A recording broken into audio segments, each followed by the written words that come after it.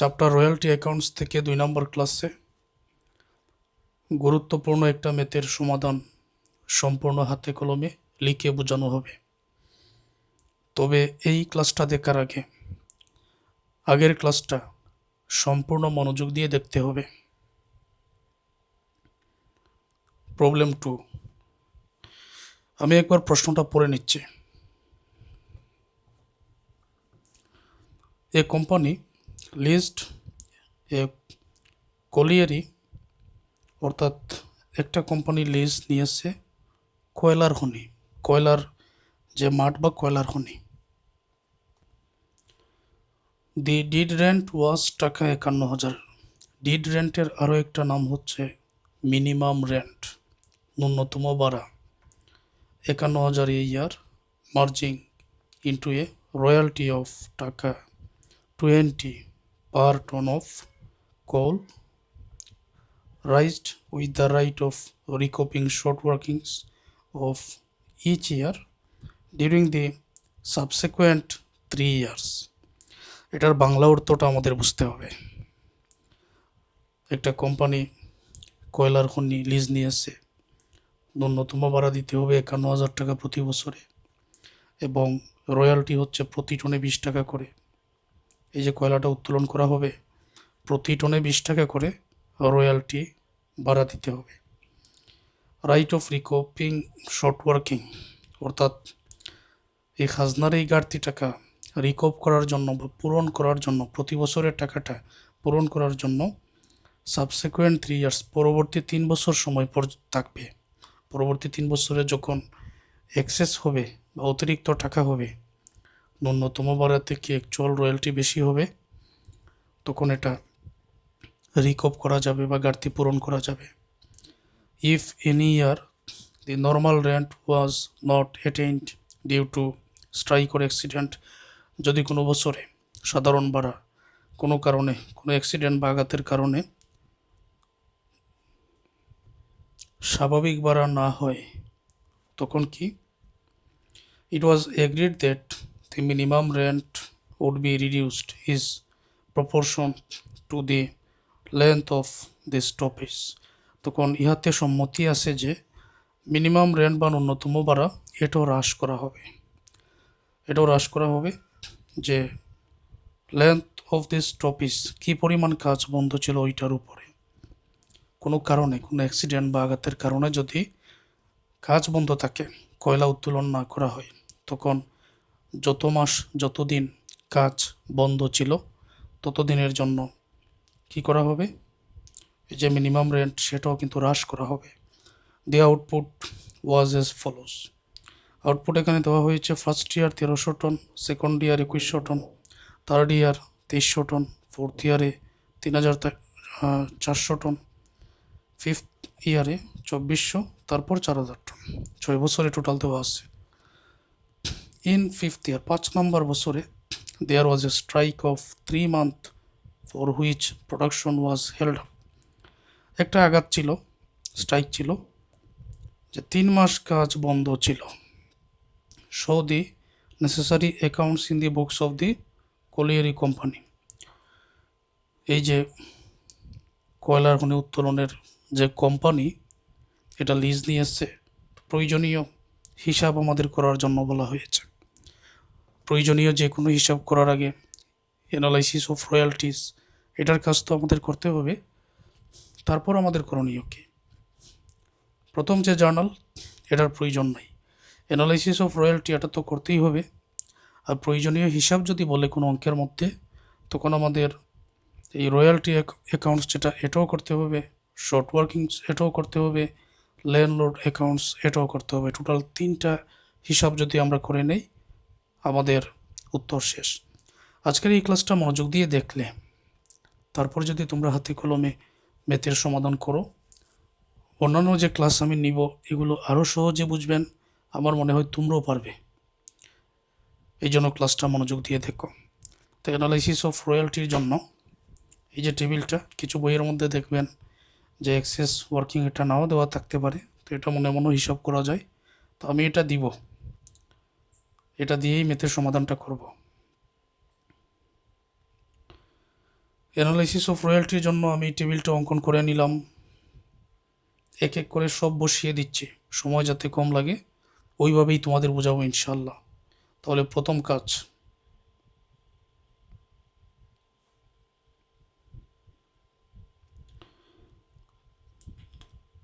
কাজ এখানে ইয়ার আছে, ফার্স্ট ইয়ার সেকেন্ড ইয়ার এই নামে। তো আমি ফার্স্ট ইয়ার সেকেন্ড ইয়ার এটা আগে ইয়ারের করে লিখে নিব। ফার্স্ট, তারপর second, third, fourth, fifth, sixth, 6টা বছর আমরা লিখে নিলাম। এখন আউটপুটে বসিয়ে দিচ্ছি। এই যে আউটপুট সময় এখানে আছে, first year 1300 ton, second year 2100 ton, third year 2300, 3400, তারপর ফিফথ ইয়ারে 2400, 4000 টন এই জায়গায় দেওয়া আছে। 1300, 2100, 2300, তো এগুলা টন উত্তোলন করা হয়েছে। কিন্তু রয়্যালটি, অ্যাকচুয়াল রয়্যালটি বাইর করার জন্য প্রতি টনে যে 20 টাকা করে এখানে উল্লেখ আছে, 20 দ্বারা প্রত্যেকটাকে গুণ করব আমি। 1 টনে 20 টাকা করে, তাহলে 1300 টনে কত হবে, 1300 গুণ 20, ওইভাবে গুণ করেই আমি বসাবো। তাহলে এখন লিখে নিচ্ছি, এখানে আছে 1300, আউটপুটটা লিখে নিচ্ছে, তারপরে 2100, 2300, পরে 3400, 2400, পরে 4000। এখন অ্যাকচুয়াল রয়্যালটি কী পরিমাণ হবে, এই আউটপুটকে প্রতি টনের যে টাকাটা 20 টাকা করে আসে না, 20 দ্বারা গুণ করে অ্যাকচুয়াল রয়্যালটির করে বসাতে হবে। এই প্রত্যেকটাকে 20, 1300কে যদি 20 দ্বারা গুণ করা হয় তাহলে 26,000 টাকা হবে।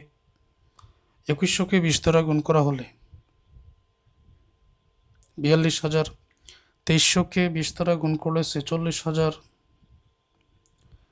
3400কে যদি আমি 20 দ্বারা গুণ করি 68,000, 2400কে 20 দ্বারা গুণ করলে 48,000, 4000কে 20 দ্বারা গুণ করলে 80,000 টাকা। এবারে মিনিমাম রেন্ট। তো মিনিমাম রেন্টের জন্য তথ্য কী দেওয়া আছে অঙ্কের মধ্যে আমরা দেখে নিই। ডিড রেন্ট এখানে আছে, ডিড রেন্ট ওয়াজ টাকা 51,000 ইয়ার, প্রতি বছরে 51,000 টাকা করে। তো মিনিমাম রেন্ট নিয়ে আরও একটা তথ্য এখানে আছে, যদি কখনো সাধারণ ভাড়ায় না পৌঁছে কোনো স্ট্রাইক অথবা অ্যাক্সিডেন্টের কারণে, তখন এখানে সম্মতি আছে যে ভাড়াটাও কিন্তু কমানো হবে, যেই পরিমাণ কাজ বন্ধ ওই পরিমাণ সময়ের জন্য ভাড়া কমানো হবে। এই জন্য অতিরিক্ত তথ্য আছে যে 5 নম্বর বছরে একটা স্ট্রাইক আছে 3 মাসের, কাজটা বন্ধ ছিল, 1 বছর সমান 12 মাস, আর 12 মাসের ভাড়া হচ্ছে 51,000 টাকা করে। তো 51,000 টাকা করে 12 মাসের ভাড়া, 5 নম্বর বছরে 3 মাস কাজটা বন্ধ ছিল। 12 মাসের টাকা যদি 51,000 হয়, 1 মাসের টাকা কত, এটা বাইর করতে গেলে 12 দ্বারা নিশ্চয়ই গুণ করতে হবে। তো 5 নম্বর বছরে কত মাস কাজ হয়েছে, 3 মাস কাজ হয় নাই, তাহলে তো 9 মাস কাজ হয়েছে। তো 9 দ্বারা গুণ করলে আমরা এই বছরের মিনিমাম রেন্ট কত হবে সেটা বাহির করতে পারি। তো অঙ্কর মধ্যে এটা আমি বাহির করে নিব। দেখো এখানে লিখে নেই, তোমাদের সামনেই লিখি। মিনিমাম রেন্ট প্রতি বছরে 51,000 করেই দিতে হবে।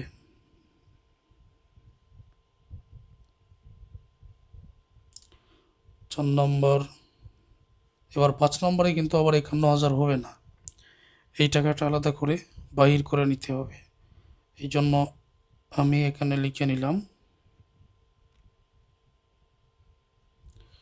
5 নম্বর বছরের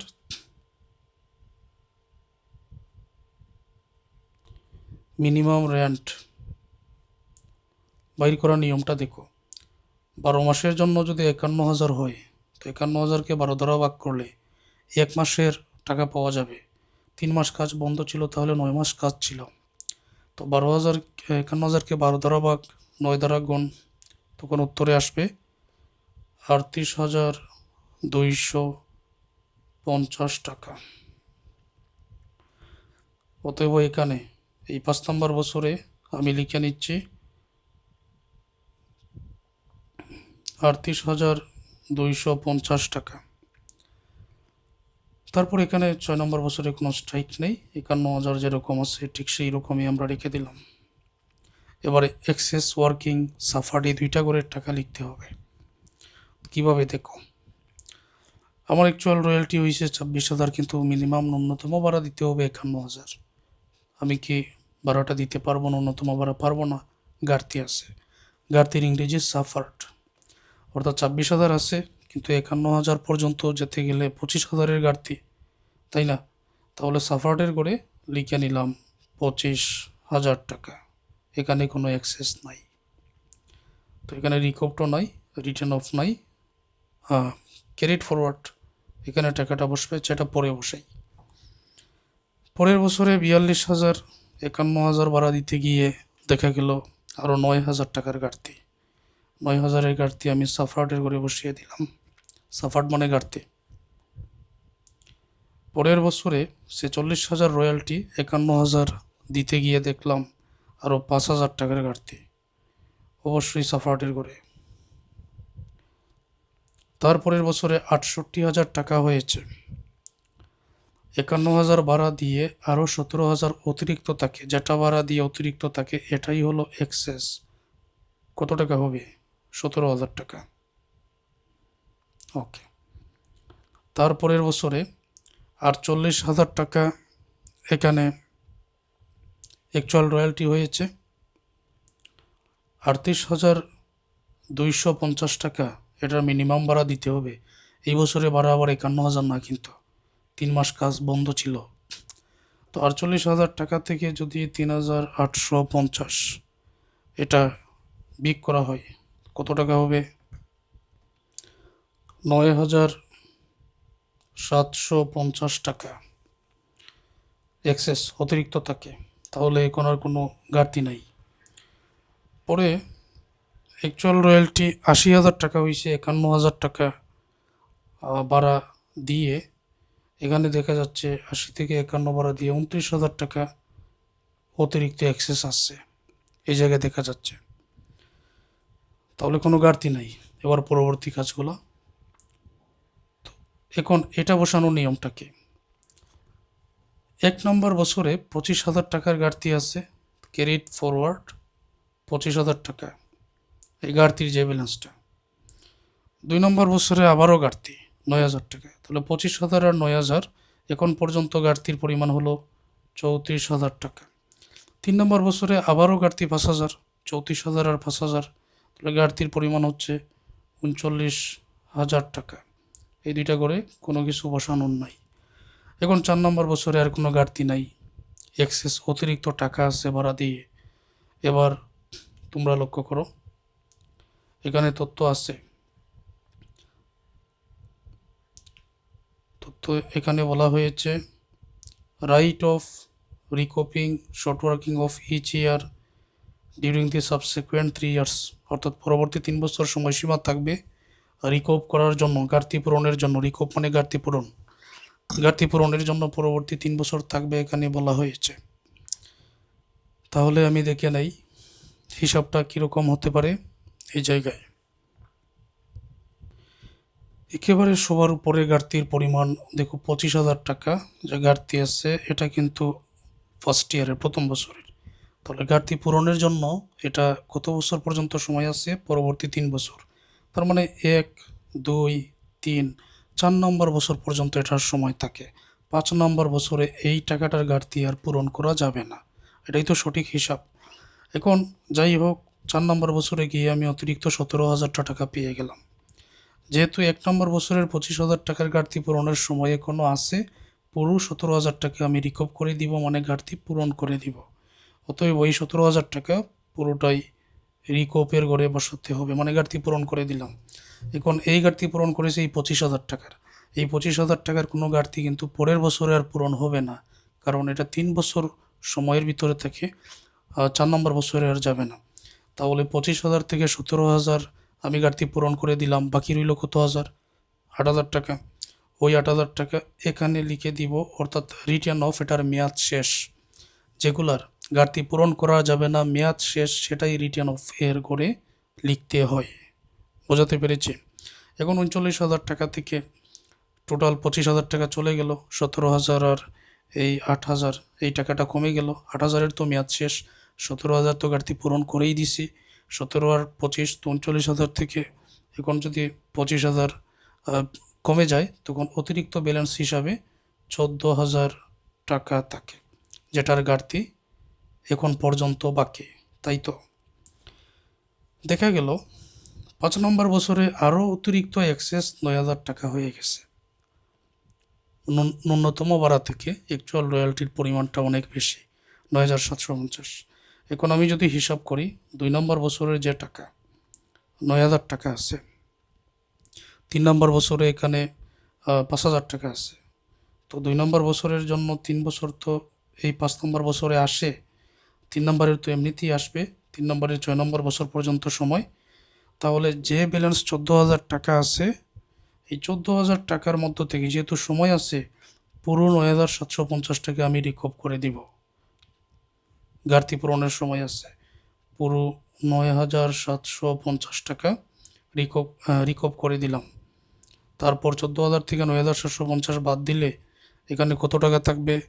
এখানে থাকবে 4,250 টাকা। আর যেহেতু 4,250 এটাই 5,000 টাকার অন্তর্ভুক্ত, শেষেরটার অন্তর্ভুক্ত, কারণ লাস্ট ঘাটতি আমি এখানে অ্যাড করেছি 5,000 টাকা। এখন ঘাটতি পূরণ করে দিয়ে মাত্র 4,250 আছে, তার মানে এটা এই টাকাটার 3 নম্বর বছরের, যার মেয়াদ একেবারে 6 নম্বর বছর পর্যন্ত আছে।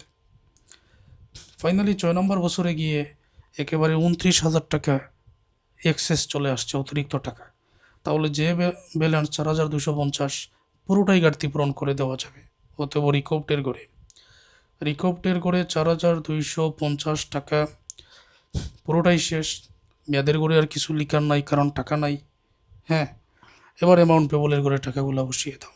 নিয়মটা কি আগের ক্লাসে বলেছি, অ্যাকচুয়াল রয়্যালটির সাথে যদি সাফার্ডের টাকা থাকে, অ্যাকচুয়াল রয়্যালটির সাথে সাফার্ডের টাকা থাকলে যোগ, আর অ্যাকচুয়াল রয়্যালটির সাথে সোজা যদি রিকভডের টাকা থাকে তখন এটা বিয়োগ।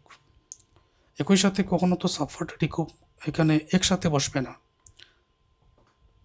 এখন দেখো, অ্যাকচুয়াল রয়্যালটি 26,000, এই করে আবার সাফার্ড দুইটা যোগ করলে হবে 51,000 টাকা এখানে বসাও। অ্যাকচুয়াল রয়্যালটি 42, এখানেও সাফার্ড 9, যোগ করলে কত হবে? 51,000। অ্যাকচুয়াল রয়্যালটি 46, এখানেও সাফার্ড 5 আছে, যোগ করলে 51,000। অ্যাকচুয়াল রয়্যালটি এখানে 3 নম্বর 46 তো লেখা শেষ, 46-এর 5, তারপর 68,000। এখন কিন্তু রিকভড আছে 17,000। তো 68,000 থেকে রিকভড, এখন সাফার্ড নেই, রিকভড আছে, রিকভড থাকলে বিগ করতে হবে। 17,000 68,000 থেকে বিগ করলে এখানে 51,000 টাকা হবে। 48,000 আছে, 48,000 অ্যাকচুয়াল রয়্যালটি আর রিকভড আছে 9,750।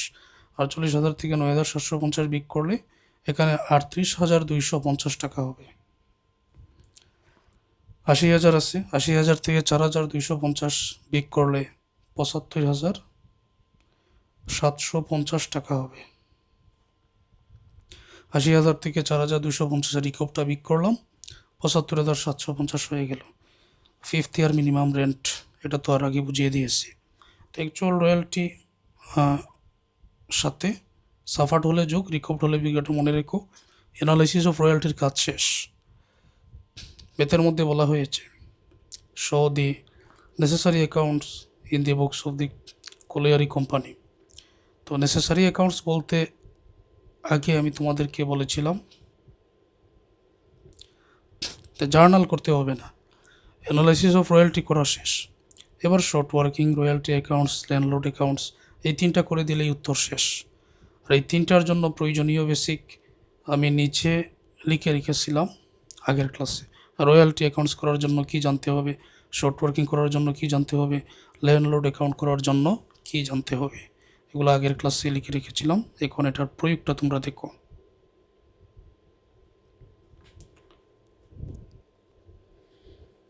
টেবিল অঙ্কন করে নিলাম রয়্যালটি অ্যাকাউন্টসের জন্য।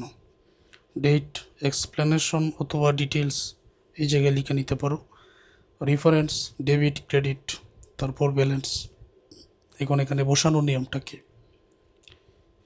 এখানে দেখো রয়্যালটি অ্যাকাউন্টসের জার্নালটা আমি লিখে রেখেছি, landlord debit income summary credit. এইটা লিখে landlord debit income summary credit এইটা লিখে উপরে যে রয়্যালটির টাকাগুলা শুধুমাত্র আসে না, এই যে অ্যাকচুয়াল রয়্যালটি, এগুলাই আনতে হবে। প্রথম বছরে 26,000 মনে রেখো, দ্বিতীয় বছরে 42,000, তৃতীয় বছরে 46, চতুর্থ বছরে 68, পঞ্চম বছরে 48, ষষ্ঠ বছরে 80,000, এগুলাই শুধু আনতে হবে। এই টাকাগুলো নিয়ে এখন যে জার্নালগুলো তোমাদের বললাম, আগে আমি জার্নাল লিখে নেই, তারপরে বোঝাচ্ছি। ফার্স্ট ইয়ারের জন্য second, third, fourth, fifth, sixth জার্নালটা কিন্তু একই। তো বসানোর নিয়মটা কি? ল্যান্ডলর্ড ডেবিট, তো প্রথম বছরে 26,000 টাকা ছিল, তো ব্যালেন্সে চলে যাবে এখানে 26,000 টাকা, এটা ডেবিটের ব্যালেন্স। তো ইনকাম সামারি ক্রেডিট বলে একই টাকা এই করে লিখতে হবে। আগের যে ব্যালেন্স এটা ডেবিটের, আর বর্তমানে যে 26,000 এটা হলো ক্রেডিটের, অর্থাৎ ডেবিট ক্রেডিট আমি এখানে বসাইছি। আর এটার 26,000 টাকা, এটা অ্যাকচুয়াল রয়্যালটি, এটা এখানে ক্লোজ করতে হবে। ডেবিট ক্রেডিট এইভাবে চিন্তা না করে, ব্যালেন্স চিন্তা না করে, যে landlord debit income summary credit 26,000 করে ডেবিট ক্রেডিটের টাকাটা বসালাম, তবে অ্যাকচুয়াল রয়্যালটির পরিমাণ হচ্ছে 26,000, তো এই ব্যালেন্সে 26,000 লিখে দিলাম। 2 নম্বর বছরে ছিল কত টাকা? 42,000 টাকা। তো ডেবিট ক্রেডিটে 42,000 টাকা বসিয়ে দাও, তো এটার অ্যাকচুয়াল ব্যালেন্সের পরিমাণ কত? 42,000 টাকা, ক্লোজড এটা। 3 নম্বর বছরে ছিল 46,000 টাকা, তো ডেবিটে 46, ক্রেডিটও 46, ব্যালেন্সে বসবে 46, ক্লোজড। 4 নম্বর বছরে 68,000 টাকা ছিল অ্যাকচুয়াল রয়্যালটি, তো ডেবিট ক্রেডিটে 68,000 টাকা বসানোর পর ক্লোজড করে দিলাম। সব কিছু সহজভাবে আমি চিন্তা করি, সহজভাবে বোঝানোর চেষ্টা করি। তারপরে 68 পরে এখানে 48,000 টাকা, যেরকমভাবে বোঝাচ্ছি আশা করছি তোমাদের কাছে সহজ মনে হচ্ছে। ব্যালেন্সও 48,000 আমি ক্লোজ করে দিলাম। পরে 6 নম্বর বছরে 80,000 টাকা ছিল,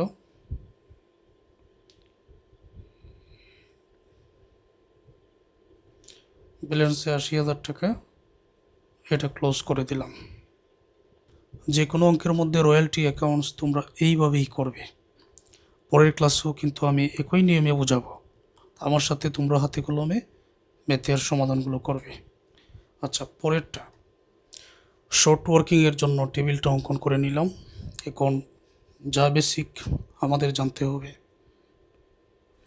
শর্ট ওয়ার্কিংয়ে ডেবিট এবং ক্রেডিট দুইটা ঘর থাকবে। ডেবিটে বসবে সকল প্রকার সাফার্ড, কী নামে? ল্যান্ডলর্ড নামে ডেবিটে। তো যেই বছরে সাফার্ড আছে সেই বছরে তো আর রিকভার থাকার কথা নয়, ঘাটতি থাকলে তো ওই বছরে আর পূরণ করার কথা নয়। সেই ক্ষেত্রে ক্রেডিটে বসে রিকভ, ডেবিটে সাফার্ড ল্যান্ডলর্ড নামে, আর যেই বছরে রিকভড আছে এটাও ল্যান্ডলর্ড নামে, কিন্তু ক্রেডিটে বসবে। আবার রিকভড যেই বছরে সেই বছরে কিন্তু মেয়াদ চলে যায়, রিটার্ন অফ থাকে।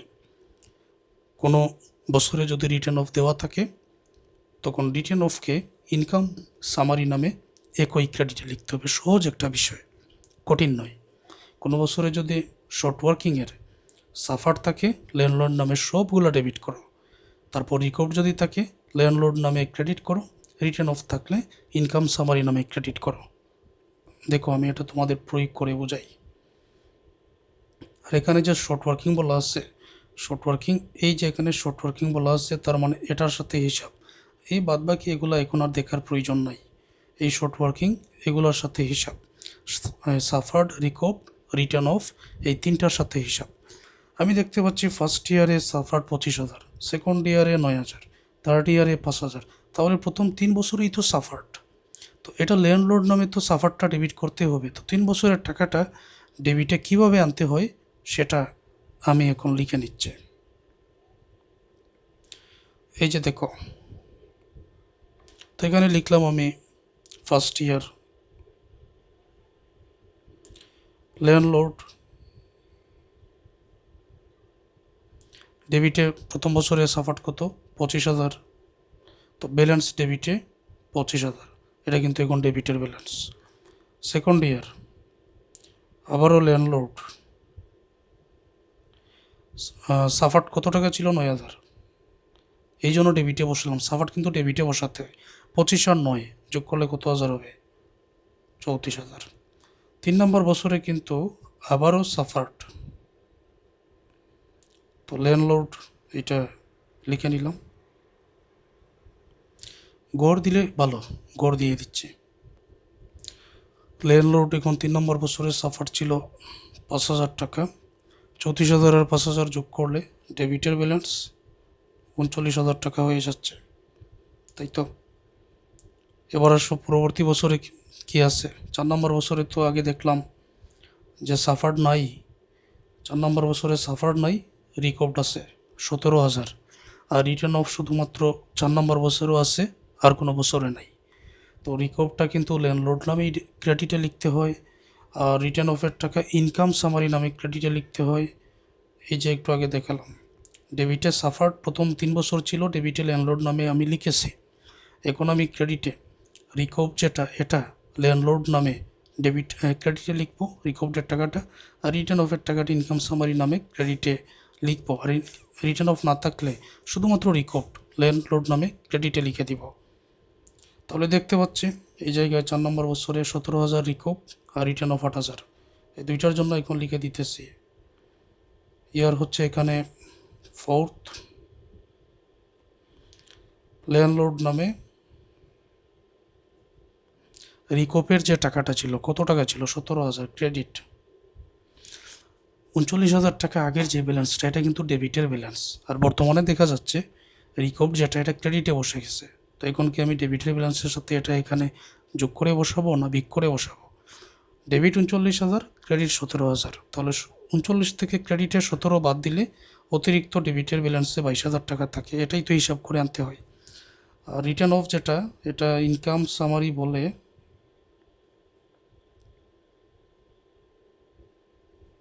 একই ক্রেডিট আনতে হয়। টাকার পরিমাণ 8,000 ছিল, যেহেতু এটা ক্রেডিট, আগের 22,000 ডেবিট, তো 22,000 থেকে 8,000 বিক করলে অবশিষ্ট 14,000 টাকা থাকে। এটাই হচ্ছে বর্তমানের ব্যালেন্স। সহজ এগুলা। পরের বছরগুলোতে 5 নম্বর বছরে একটা রিকভড আছে, আমি ল্যান্ডলর্ড নামে ক্রেডিটে বসাবো। 6 নম্বর বছরে রিকভড আছে 4,250, ল্যান্ডলর্ড নামে ক্রেডিটে বসালে উত্তর শেষ। তাহলে 5 নম্বর বছরে এখানে ল্যান্ডলর্ড রিকভডের টাকার পরিমাণ 9,750, 14,000 থেকে 9,750 বিক করলে 4,250 টাকা থাকবে।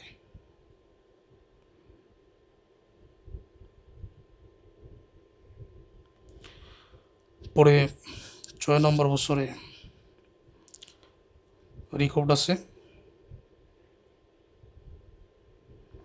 ল্যান্ডলর্ড, টাকার পরিমাণ ছিল 4,250। এখন পর্যন্ত ডেবিটের ব্যালেন্স কিন্তু এখানে 4,250 টাকা বাকি ছিল, এখন ক্রেডিটে পেয়ে গেলাম 4,250, অবশেষে কিন্তু এখানে নীল থাকবে, মানে জিরো হবে। আর শর্ট ওয়ার্কিংয়ে যে কোনো সময় একেবারে শেষের বছরে জিরো হবেই, এটাই নিয়ম, ঠিক আছে। এটা কিন্তু জিরো হবে। শর্ট ওয়ার্কিং করা শেষ। আমার কাছে মনে হয় না যে এটা তোমরা বুঝতে পেরেছ, নাকি বুঝতে পেরেছ? অবশ্যই সহজ, যেরকমটা বলেছিলাম ক্লাসের প্রথমে। আশা করছি সকল শিক্ষার্থীরা বুঝতে পেরেছেন। এখন ল্যান্ডলর্ড অ্যাকাউন্টের জন্য এখানে টেবিলটা আমরা অঙ্কন করে নিলাম। সবসময় ডেট, এক্সপ্লেনেশন বা details, reference, debit, credit, balance এইভাবে লিখে নিব। আর ল্যান্ডলর্ড অ্যাকাউন্ট এটা সমাধান করার জন্য ডেবিটে বসে রিকভড এবং অ্যামাউন্ট পেবল যে কোনো সময়। রিকভড এটা অঙ্কের মধ্যে আমরা পাবো, আর রিকভড এটা শর্ট ওয়ার্কিং নামে লিখতে হয় রিকভডটা। একই রকমভাবে সাফার্ড যেটা, এটাও কিন্তু শর্ট ওয়ার্কিং নামেই লিখতে হবে সাফারটা। আর অ্যাকচুয়াল রয়্যালটি অ্যাকাউন্টস নামে এটা ক্রেডিটে লিখতে হবে। এক কথায় যে রিকভডের টাকা, রিকভ যদি থাকে এটা শর্ট ওয়ার্কিং নামে ডেবিটে, আর অ্যামাউন্ট পেবলের টাকা ক্যাশ অথবা ব্যাংক নামে বা সরাসরি ব্যাংক নামে আমরা লিখে দিব, এটা কিন্তু ডেবিটে। এই দুইটা ডেবিটে। সাফার্ড এবং অ্যাকচুয়াল রয়্যালটি এটা আমরা বসাবো ক্রেডিটে প্রথমে। আচ্ছা, তাহলে দেখি অ্যাকচুয়াল রয়্যালটি আর সাফার্ড আমরা প্রথম 3 বছরে তো দেখতে পাচ্ছি অ্যাকচুয়াল রয়্যালটি তো থাকবে প্রথম 3 বছরে, আমরা জানি বর্তমান অঙ্কের মধ্যে সাফার্ড আছে। তাহলে সাফার্ডের টাকাটা শর্ট ওয়ার্কিং নামে ডেবিটে ক্রেডিটে বসাবো, অ্যাকচুয়াল রয়্যালটির টাকাটা রয়্যালটি অ্যাকাউন্টস নামে ক্রেডিটে বসাবো। আর অ্যামাউন্ট পেবল প্রথম বছরের রিকভ নাই, প্রথম 3 বছরে নাই, তাহলে এটা আসবে না। তবে অ্যামাউন্ট পেবল প্রতি বছরে আছে, এটা ব্যাংক নামে ডেবিটে বসবে। দেখো নিয়মটা দেখো, প্রথম বছরে অ্যাকচুয়াল রয়্যালটি 26,000, অ্যাকচুয়াল রয়্যালিটি এটা আমি আর দেখাবো না। সেকেন্ড ইয়ারে 42, থার্ড ইয়ারে 46, ফোর্থ ইয়ারে 68, তারপর পঞ্চম বছরে 48, ষষ্ঠ বছরে 80,000। এবার দেখো সাফার্ড, সাফার্ড আছে 25,000, 9,000, 5,000, আর অ্যামাউন্ট পেবল 51 প্রথম তিন বছরে কিন্তু সাফার্ড আছে। তো প্রথম 3 বছরের কাজটা এখানে আমি লিখে নিচ্ছি। ফার্স্ট ইয়ার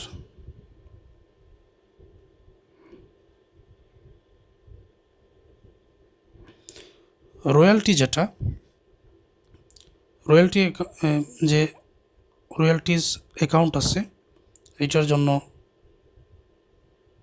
রয়্যালটি এটা ডেবিটে বসে, আমরা ক্রেডিটে বসে। প্রথম বছরে রয়্যালটিসের পরিমাণ 26,000। তো যেহেতু ক্রেডিট ব্যালেন্স, তো এটা আমি এখানে লিখে নিলাম, ব্যালেন্সে 26,000। সাফার্ড আছে, সাফার্ড এটা শর্ট ওয়ার্কিং নামে, শর্ট ওয়ার্কিং, এটাও ক্রেডিটে বসে, আমরা জানি শর্ট ওয়ার্কিং নামে এটা ক্রেডিটে। সাফার্ডের পরিমাণ প্রথম বছরে 25,000 ছিল। আগের যে ব্যালেন্স এটাও ক্রেডিট ব্যালেন্স, নতুন যে 25 এটাও ক্রেডিট ব্যালেন্স। তাহলে ক্রেডিটে হচ্ছে 26 আর 25, 51,000 টাকা।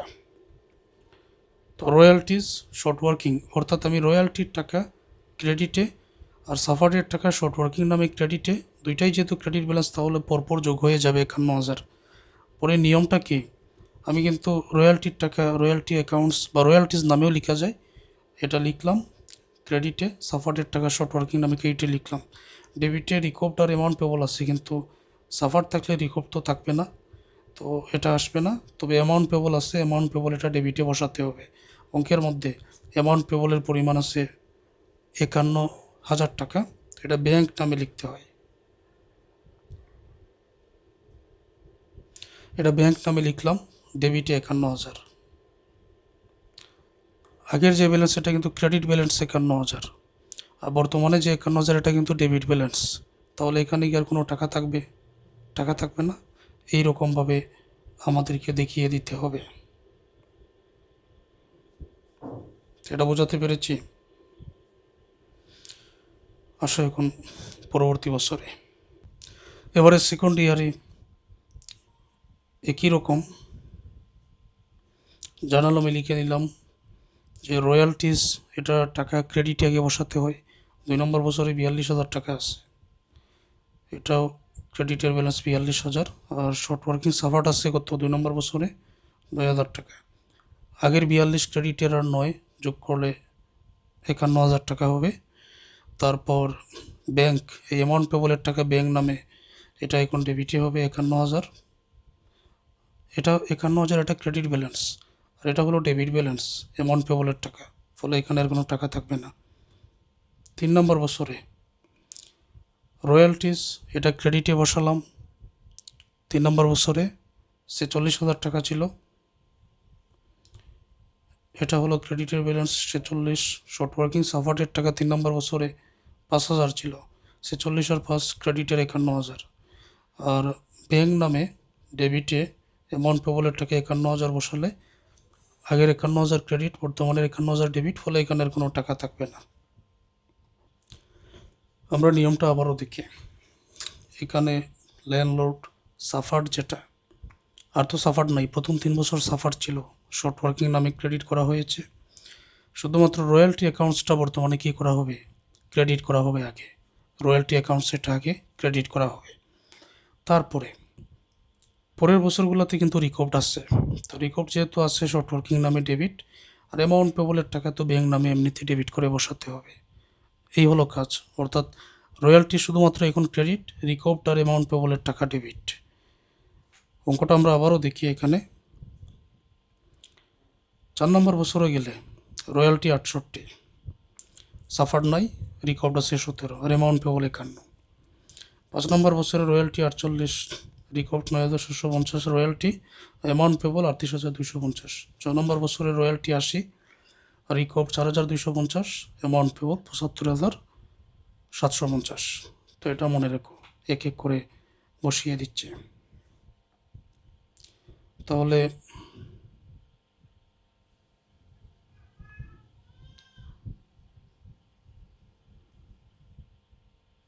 4 নম্বর বছরে আগে রয়্যালটির টাকা লিখে দিবেন। রয়্যালটি ক্রেডিট 4 নম্বর বছরে ছিল 68,000 টাকা, ক্রেডিটে 68,000। তারপরে ওই বছরে কি আছে, রিকভার্ড আছে,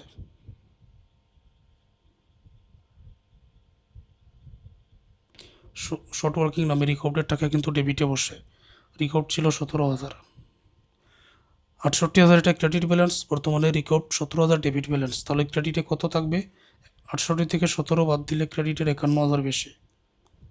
আর ব্যাংক নামে অ্যামাউন্ট পেবলের টাকা যে 51,000 আছে এটাও কিন্তু ডেবিটে, এই 51,000 ক্রেডিট, এই 51,000 ডেবিট, ফলে এখানে কিন্তু শূন্য হয়ে যাবে। যে কোনো রকমভাবে তোমরা এটা মিলাতে পারো। একই রকমভাবে 5 নম্বর বছরে রয়্যালটি এখানে বসালাম, রয়্যালটি টাকার পরিমাণ ছিল 5 নম্বর বছরে 48,000 টাকা। তাহলে 48,000 ক্রেডিটে বসিয়ে ব্যালেন্সও ক্রেডিটে নিয়ে নিলাম। শর্ট ওয়ার্কিং যেটা, অর্থাৎ রিকভার্ডের টাকা শর্ট ওয়ার্কিং বলে ডেবিটে বসালাম, টাকার পরিমাণ ছিল 9,750। তো এটা ডেবিটে বসেছে, ক্রেডিট থেকে, ক্রেডিটের 48 থেকে ডেবিটে 9,750 বাদ দিলে 38,250 টাকাই এখানে হবে। আর ব্যাংক নামে অ্যামাউন্ট পেবলের টাকা বর্তমানে কিন্তু 38,250 ছিল, ডেবিটে বসালে 38,250, ক্রেডিট থেকে ডেবিটের 38,250 বাদ দিলে কোনো টাকা থাকবে না। আমরা শেষ পর্যায়ে চলে আসছি, একটু মনোযোগ দিয়ে চেষ্টা করলে সবাই পারবেন। শুরুতেই রয়্যালটি কিন্তু যে কোনো সময় আগেই বসাতে হয়, কারণ এটা প্রতি বছর থাকে। এখন আছে 80,000 টাকা, তাহলে 80,000 হচ্ছে ক্রেডিট ব্যালেন্স। এখানেও সাফার্ড রিকভার্ড ছিল শর্ট ওয়ার্কিংস নামে, এটা করব আমি ডেবিট, টাকার পরিমাণ 4,250। 80,000 থেকে 4,250 বাদ দিলে 75,750 টাকা। তারপর অ্যামাউন্ট পেবলের টাকা ব্যাংক নামে লিখে আমি ডেবিটে যদি অ্যামাউন্ট পেবলের টাকার পরিমাণ কত ছিল 75,750 বসিয়ে দেই, ক্রেডিটের 75,750 থেকে ডেবিটের 75,750 বাদ দিলে এখানে আর কোনো টাকা থাকবে না, শেষ। এই নিয়মে তোমাদের ল্যান্ডলর্ড অ্যাকাউন্ট, শর্ট ওয়ার্কিং আর রয়্যালটিজ অ্যাকাউন্ট সব সময় যে কোনো ম্যাথের মধ্যে সমাধান করতে হবে। ক্লাসটা খুবই গুরুত্বপূর্ণ ছিল, মনোযোগ দিয়ে একটু সময় দিয়ে ক্লাস দেখলে সবাই পারবেন ইনশাআল্লাহ।